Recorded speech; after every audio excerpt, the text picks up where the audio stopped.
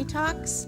I'm Nicki Scholl, and Nicki Talks is a series of conversations with local Cape Ann people. And today I am really happy to have someone with me I've known for a really long time.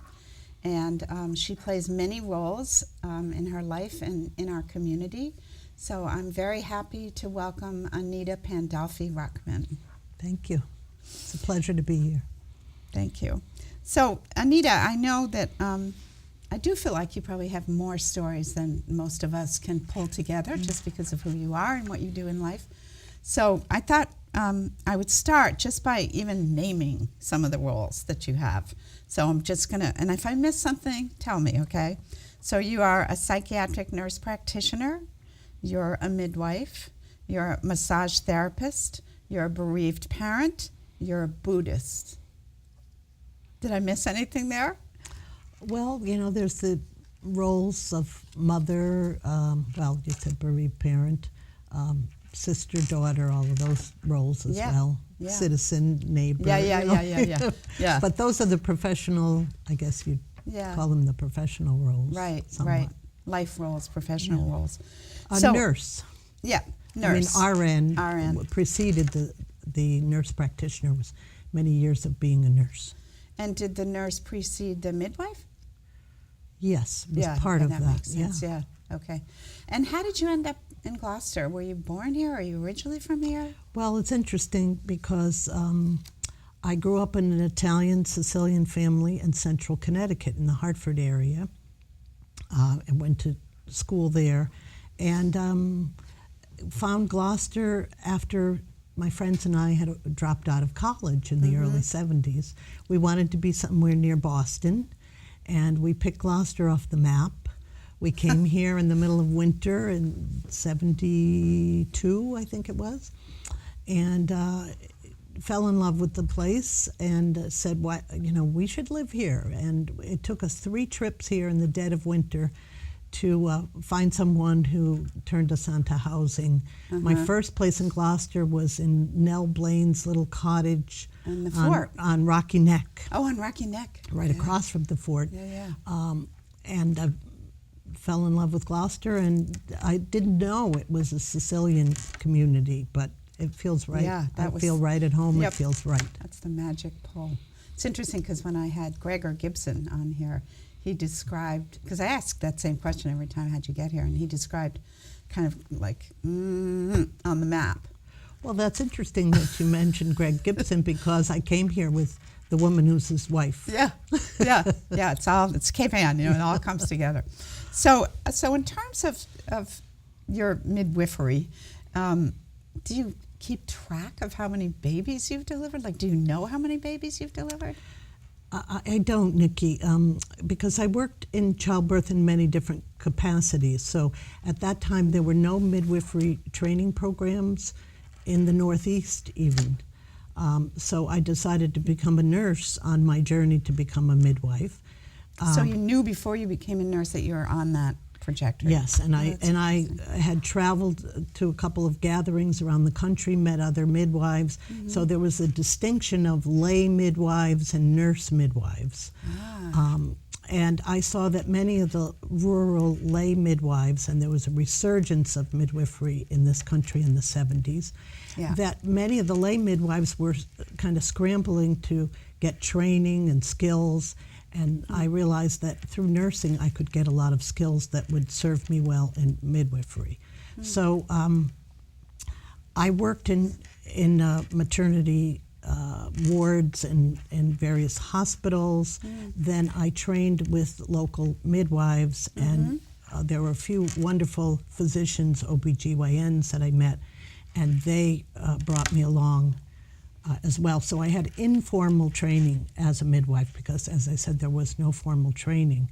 But I was recognized by the Midwives Alliance of North America and the Massachusetts Midwives as a practicing qualified midwife. So I attended home births, and I had a little practice with other midwives doing that for a while. And then not legitimately as a midwife, but as a nurse, I worked in maternity at Beverly Hospital, New England Memorial Hospital, and then the North Shore Birth Center. Yep. So I was present at births, and sometimes the doctors at New England Memorial would say, "You catch the baby," because Yeah. they wanted me to bring along my skills. To have that so experience. I really believe that the mothers deliver the baby, the midwife attends, or Sure. as Yep. we used to say, catches the baby. Yep. So I don't know how many births that I've attended, but just the other day, someone came up to me and told me about the impact that that I had at her birth experience, 30 years ago, and so it's something that is very close to my heart. I miss being at births, but now I'm tending to women in a different way. Yeah. I've been at a birth with you, at least one. Yeah, and that was 28 years ago, something like that, a home birth. And I know that there was a lot of, certainly early on, you had to come up against a bunch of walls in terms of the traditional medical community accepting the role of midwives. Yeah, I was in a kind of precarious situation because I was a nurse. Yeah. And I was working in the hospital, but then I also was attending women at home, so it was kind of like a double life. And I used to describe my work as having a foot in both worlds. Yeah. So you still kind of do that. Yeah, but part of I don't think everybody should have a home birth, but or everybody should have a birth center birth or a hospital birth. But women should have choices and the freedom to make those choices and have qualified people to attend them when they make those choices. Yeah. So I'm not going to be able to, really expand on all of the descriptors that I shared about you, but I wanted to talk a little bit about the bereaved parent descriptor. But I wanted to start first with a quote, because I saw this morning, and I just thought, this is absolutely perfect. It sort of came to me to lead into this question. So it's a quote from Richard Rohr. "If we do not transform our pain, we will most assuredly transmit it. Only some of us are able to carry our suffering until we are transformed by it. These are the wounded healers of the world, and healers who have fully faced their wounds are the only ones who truly can heal anyone else." So tell me a little bit about the bereaved parent and why you describe yourself that way. Well, thank you for the quote. That's beautiful, and I never heard that quote before. So It's funny. But I don't. But I want to comment on the end of it is that I don't think anyone heals anyone else, and that's kind of implied in there. It is, yeah. No, that's a really good point. I think we're kind of responsible for our own healing. Yeah. But that being said, if we open ourselves to healing, then people assuredly do make a difference and do influence and contribute to our healing. So grief and bereavement is transformative. I know that from my own experience. And it's just like attending women in childbirth, being with people through their grief journey is also very profound and a privilege and an honor. It's a sacred place, the place of deep woundedness. And it's not a territory I wanted to go to, but it was it happened in my life when I lost my youngest daughter. It's 8.5 years ago now. So I thought I was going to be doing therapy primarily with childbearing women, and that was sort of part of the transition from midwifery and childbirth-related work to getting my degree, master's in nursing, to do psychotherapy as a nurse practitioner. But when my daughter died, I felt called to, after I did my own deep work, to be there for other people in that way. And that's not the entirety of what I do now, but it's part of it. I just wanted to read two quotes from you when we talked about this before that relates to this conversation. One of them was that you had this moment. I mean, it's hard for most of us to imagine the kind of suffering that happens when you lose a child. But when we were talking about it, you said there was this moment where you just knew, and here's your words, I have everything I need to get through this. And the other one was, the other thing you said was grace shows up. So what did you mean by those two statements? Well, the first thing, I have everything I need to get through this. I heard myself say that to my Buddhist teacher when he called. And it was surprising. You know, I was like, who said that? Yeah. So some wise part of me knew that as awful and challenging and horrific and how devastated and shattered that I felt that somewhere inside of me was the capacity to survive this. And I think I also knew that because like everybody I knew showed up at my house. and there was so much of an outpouring of love and support that I felt really buoyed by that, if that's the right word. Lifted up. Lifted up. And then grace shows up. That also is something I've experienced, that even in the midst of terrible things, if we're open to it, there's some gift. I call them the awful gifts, because in the midst of feeling horrible and feeling like I'll never feel joy again, or where is my loved one, where is my child, you know, a butterfly will come, or her name will appear, or someone will offer something. There's all kinds of forms of grace. But for me also, this community, the way the community of Cape Ann held me up in so many ways was definitely grace. So when my daughter died, I couldn't function. I had already lost both of my parents, my marriage, difficulties with another child. And so when Nora died, I just couldn't, I couldn't take care of anyone else, which was always my mission. And I thought, well, now I have to take care of myself and let other people take care of me as well. So I had 2 years of not working as a professional and just dealing with the deep wound. And so we haven't mentioned, I know, the circumstances of Nora's passing, and I didn't know if you were going to do that or if I. No, that's your choice. Well, 8.5 years after her death, I feel like I can begin to talk about what feels unspeakable. Is that Nora died by her own hand. She took her own life. We people tend to say committed suicide, but we're changing the language around that. It's a topic that nobody really wants to talk about. I don't want to talk about it. I don't want to even believe that it happened, but it did. And it's happened in many, many, many people's lives. And so people, now that I'm using the S word, suicide, more people are coming forward and feeling that they can share, or that somebody will talk to them or listen to them. And instead of committed suicide, what language do you think is?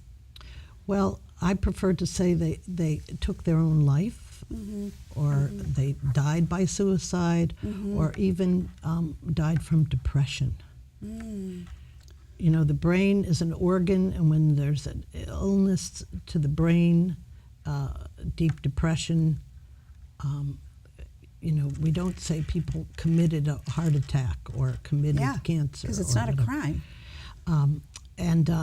People often say someone decided to do that, but I think it's more like a no choice. There is no choice than choosing to end your life. I think people feel that there is no other choice.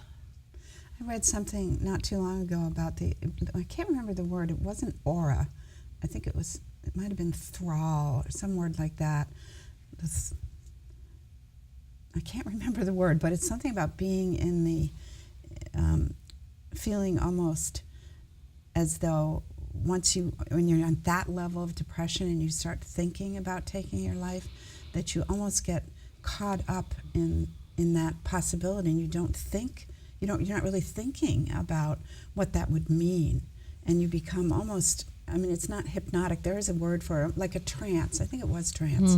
Like you're in a suicide trance, like you're thinking this is the only thing, and you start to really believe it, and people will be better off without me, which I think is one of the most difficult things, at least for me to understand, and I'm sure for a survivor to understand. But I thought that was an interesting way of understanding it more, because it's pretty hard to. Well, and I also think that that's part of what's perhaps part of that trance is the need and the pressure to relieve the pain. Yes. And so Yeah, if there's yeah. an out, if there seems to be an out for the pain, then I'll take it. Yep, And yep. oh, won't that be great? And I won't have Yeah. to suffer like this. So there's a lot we need to learn, and but so many people are suffering, and so after my daughter's death, and after those 2 years, or during those 2 years, I was really shown that maybe there was a way that I could be useful, because I felt like I died when she died, so I had to kind of remake myself and let other people contribute to that. So, so that's a powerful experience. And now, so I created a practice Yeah, out that of was my next home. question. Yep. I call it a tender place. Yep. When I was working on a business model, my business advisor said, "Really, you're going to call your business a tender place?" And I said, "Yes, Yeah. because it's an alternative. So people come, instead of in a busy office park to go for therapy, Yeah. they come to a quiet, therapeutic environment." My tender whole place. career as a healing arts professional, I said, and as a nurse, our training is to facilitate healing. Yeah. And to create a healing environment, because the body, the psyche knows how to heal with the right conditions. Yeah. So at a tender place, I've created a kind of healing arts studio where the conditions are safe and Yeah, I was supportive. just there, and I can tell all of you, it's a very tender place. It's a beautiful, beautiful space. And yet, as you're talking, I'm thinking about a quote I remember from days of, studying psychology in graduate school, that as human beings, our natural tendency is to lean toward the light. So that's kind of what you're saying, is that given a space where we feel safe and where we feel like we can heal, we will lean in the direction of healing. I think that's what people really want. Yeah, yeah. And are so often these clinical environments and Yeah. can feel so cold and unhealing like. Yeah. So really, being a practitioner is about supporting and exploring and helping people heal.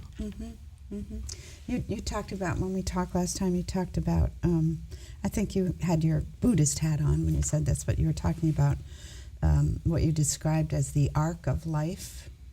What were you, would you expand on that a little bit? Oh, well, so I was raised, as I call it, severely Catholic. And I say that because I had 12 years of Catholic school with different kinds of nuns. And, I still really hold in my heart the large and beautiful divine principles of Catholicism, but some of the patriarchal, things that are coming to light now, I was turned away because there was no feminine aspect of the divine that was that reflected what I felt. Oops. So I've been studying for 11 years now Buddhism with many wonderful teachers. Two that are local, Lindsay Krause and Rick Blue, Lama Marut, who many people have used to come here and teach. And like the Dalai Lama says, one can learn from Buddhism without taking it on as one's religion.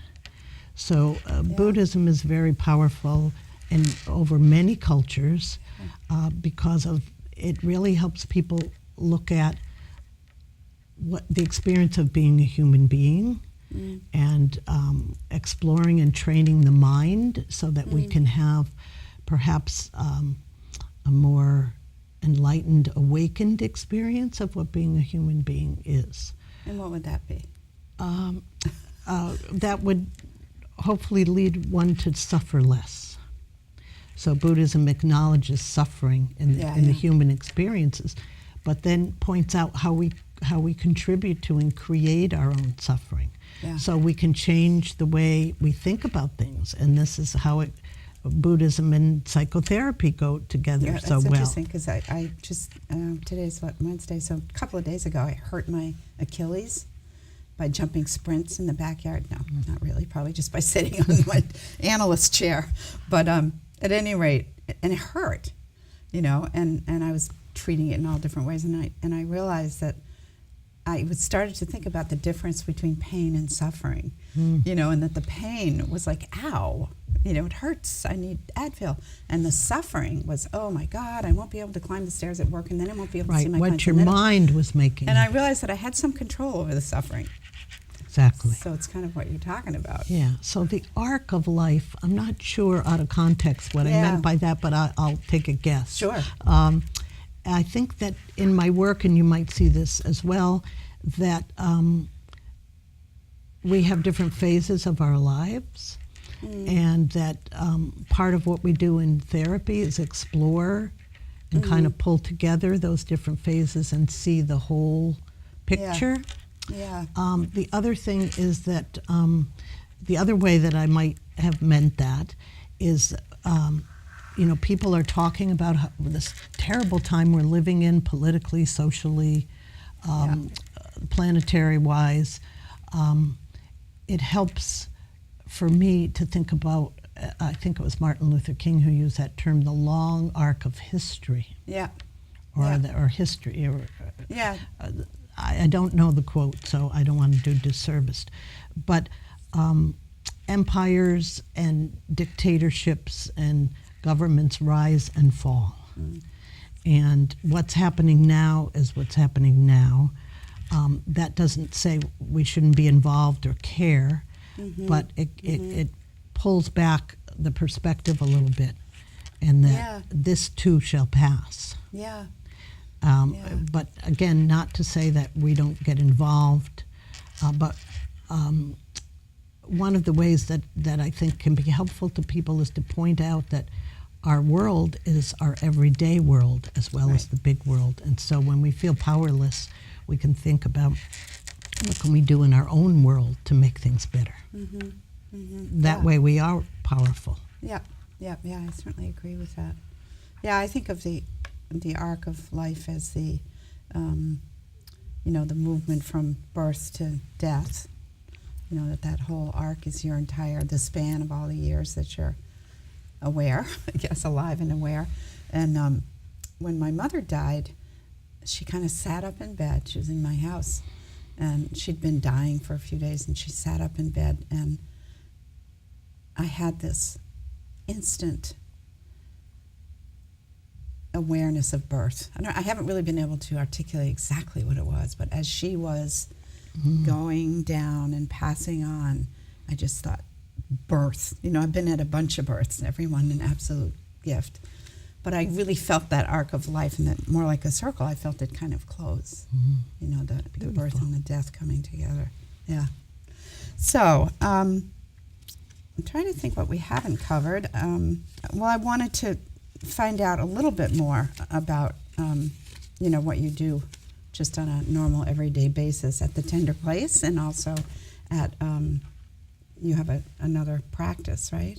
Out of town. Well, I do some independent contract work up in Andover one day a week. Yeah. So when I got my degree at Master's in Nursing from Mass General Institute of Health Professions, I had gotten my RN at the old Hospital School of Nursing before they switched over. I was trained in psychotherapy with adults, and also in psychopharmacology. So as a nurse and as a nurse practitioner, we're trained to be educated about medications and prescribing, and then I have several licenses to prescribe medications. That's right, that's the other thing that you do. But and that also is kind of the foot in both worlds, because there are many modalities that can be helpful for people in healing. Medication could be one, can be one. Sometimes it's not helpful, but many times it's life-saving. Yeah, I and totally so, agree with but that, yeah. but what it comes down to is part of the what I call allies, part of the possible allies that can contribute to healing for any one person. Yeah. So part of my work is helping people figure out, do I need medication? Would I benefit from medication? Are the medications that I'm on serving me well? But that's not the entirety of my work, because there's a whole lot more to allies than medication. Yeah. So what I can do, and what I do in the Healing Arts Studio, is provide a space for people to lie down, to be to learn how to deeply relax, because along with this epidemic of depression is also anxiety. Yes. And our lifestyles contribute to that, and many of us don't know how to slow down and really deeply relax and release. And so, I'm gonna stop there because we're almost out of time. Okay. And I just want to use 2 more words of yours, which I wrote down because I thought they were very descriptive. You said that your practice feels like, or what you like to offer, is a place of refuge and sanctuary. So I really felt that when I was there. And we have just a minute, but is there anything else that you might want to say about your work or about Cape Ann, or it would have to be short? Well, I think Cape Ann exemplifies community and caring. We feed each other, we tend to each other, and in this time of people feeling so afraid and so much stirring up of hatred and separation, we want to really more than ever look out for each other. And of course, not just the people on Cape Ann, but asking someone, looking them in the eye, are you okay? Do you need anything? And because we don't know the wounds and the suffering that's going on. So that's kind of my message, is let's look out for each other. Yeah, that's perfect. Stay connected. Yeah. Thank you, Anita. Thank you for doing this. It's a great way to stay connected. Thank you.